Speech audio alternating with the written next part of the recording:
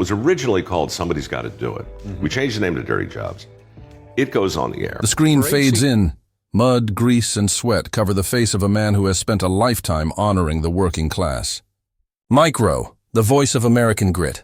For nearly 2 decades, he's crawled through sewers, descended into coal mines, and stood shoulder to shoulder with those doing the jobs most people wouldn't even think about. But while millions saw a man smiling through the filth, few ever saw what that smile was hiding.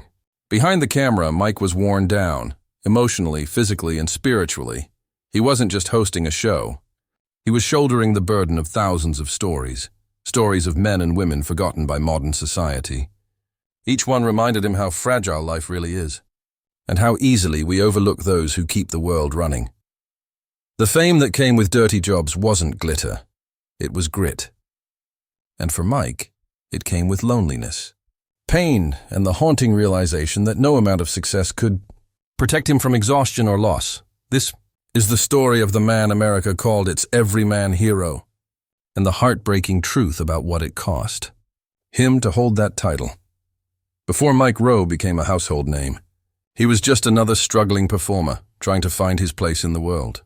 Born in Baltimore, Maryland, Mike grew up in a modest home where honesty, work ethic, and humility were non-negotiable.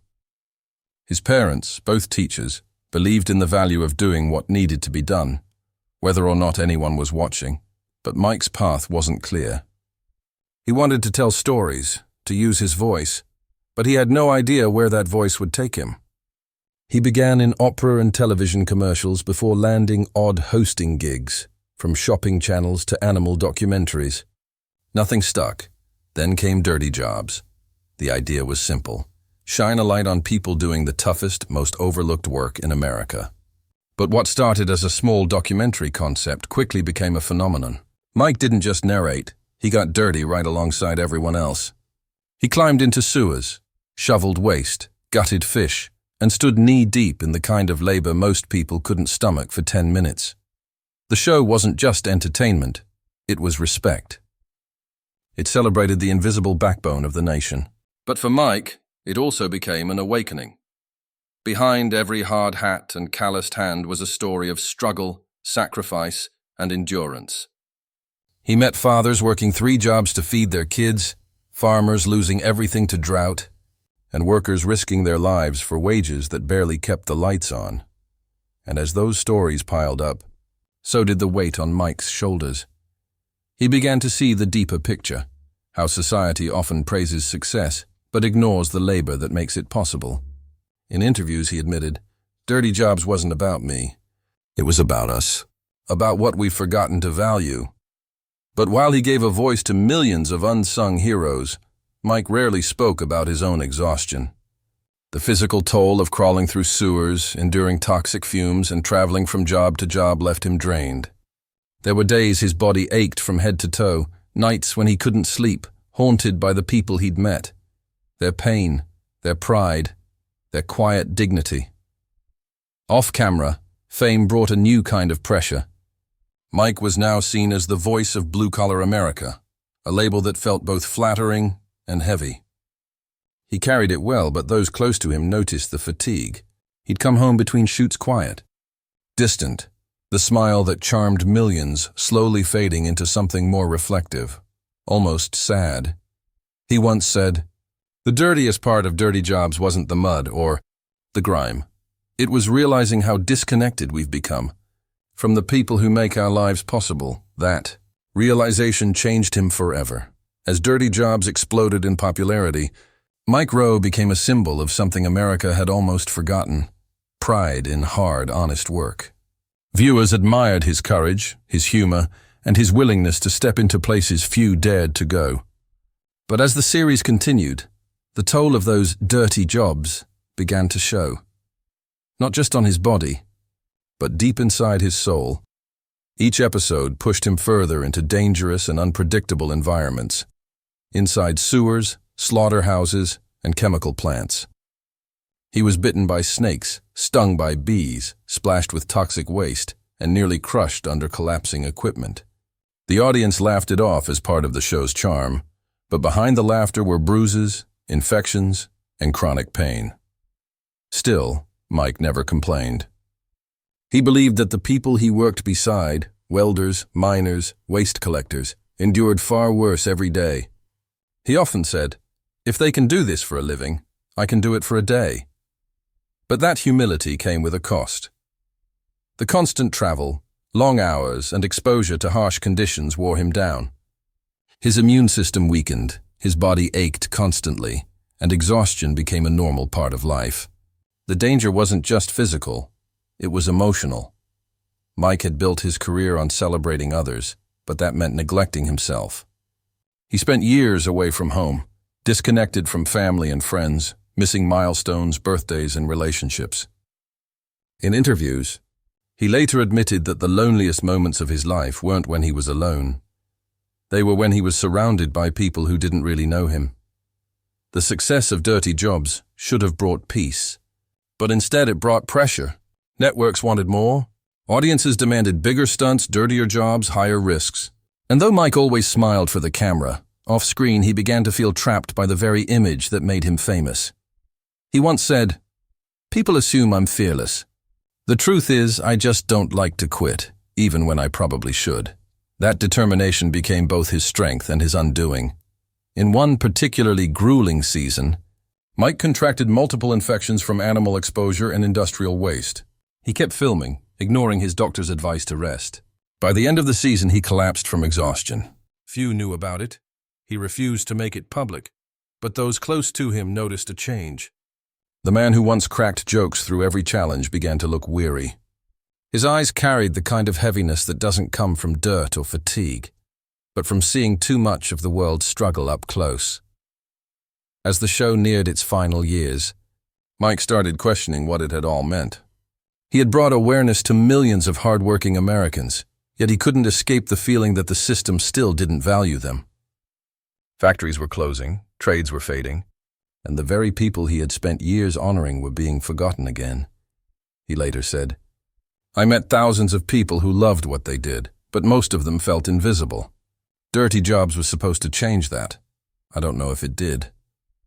When Dirty Jobs was cancelled in 2012, it wasn't just the end of a TV show.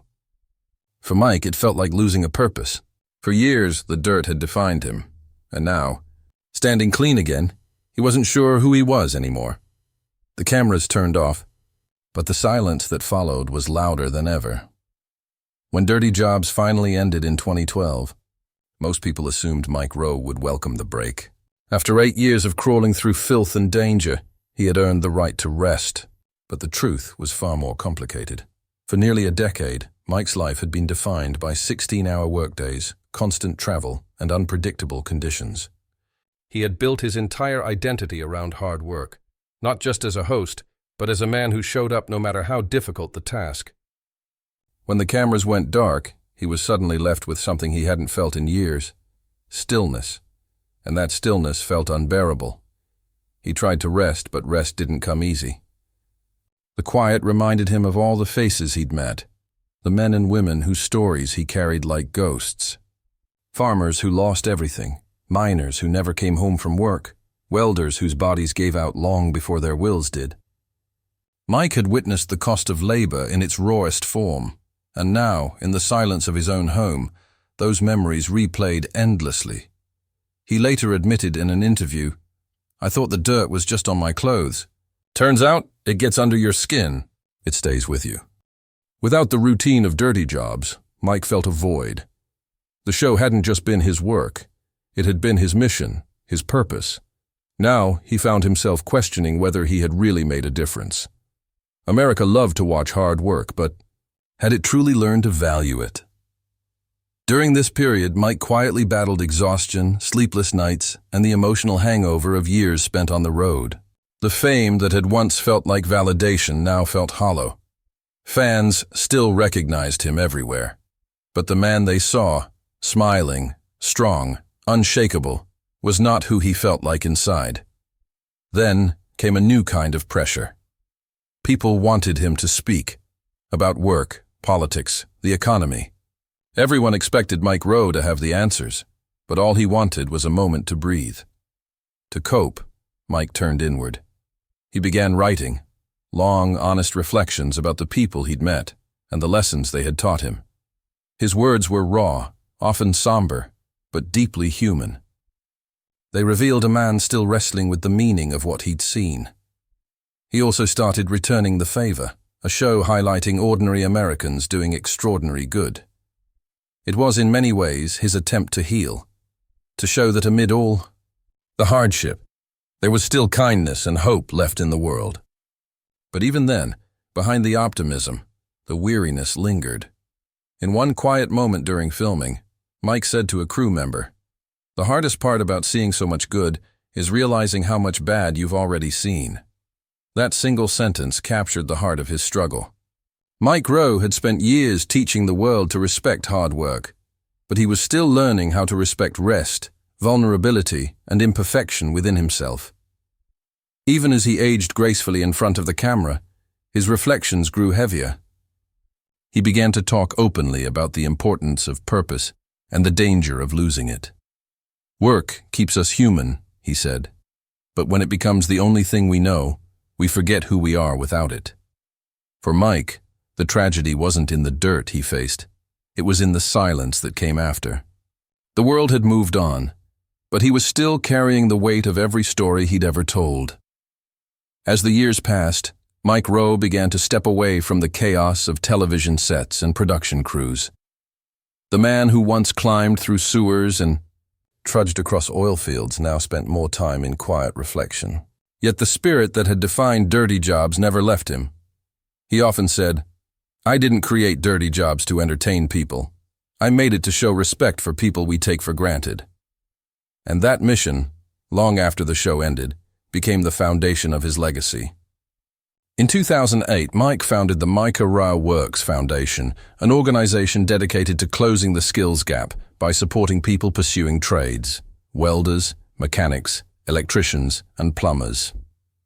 While many chased fame and fortune, Mike was fighting for something much simpler: dignity. Through his foundation, he gave scholarships to hard-working individuals who wanted to build real careers. He traveled across America, speaking at schools, community centers, and job fairs, not as a celebrity, but as a man who believed that every honest job deserved respect. But even in these moments of purpose, the emotional weight never fully lifted. Mike had seen too much: the forgotten workers, the dying towns, the fading pride of a nation built by calloused hands. "We've romanticized success," he once said, "but forgotten the beauty in work itself." At 62, Mike carries himself with a calm, humble wisdom. His humor remains intact, but behind every laugh there's a touch of melancholy. The years of grime, travel, and emotional labor have left their mark. He's seen both the best and worst of the human condition, and it changed him. He doesn't talk much about his personal life, preferring solitude over the spotlight. Friends describe him as reflective, a man who spends more time reading, writing, and thinking than speaking. Fame, he's learned, is a fragile thing. Purpose, however, is eternal. When asked if he'd ever return to dirty jobs, his answer was simple: "The dirt's still out there. The jobs are still out there. But I think I've told the story I was meant to tell." Mike Rowe's tragedy isn't defined by loss or scandal. It's the quiet heartbreak of a man who devoted himself to others, only to realize that the world he tried to honor is slowly disappearing. The factories closing, the trades declining, the hands that built America being replaced by machines. Yet, even in that heartbreak, there's hope. Mike's voice still echoes across documentaries, podcasts, and classrooms, a reminder that dignity isn't measured in wealth or fame, but in the willingness to show up and do the work. He continues to advocate for ordinary people, using his platform to say what so few in Hollywood ever do: that success without humility means nothing. And maybe that's where his story truly finds peace, not in fame, but in purpose. The man who once covered himself in filth to honor others now lives quietly, carrying the stories of those who inspired him. The lights have dimmed, the cameras long stopped rolling. But for Mike Rowe, the legacy remains: a voice of truth, a symbol of hard work, and a man who proved that even in a world obsessed with glamour, There's something profoundly beautiful about getting your hands dirty.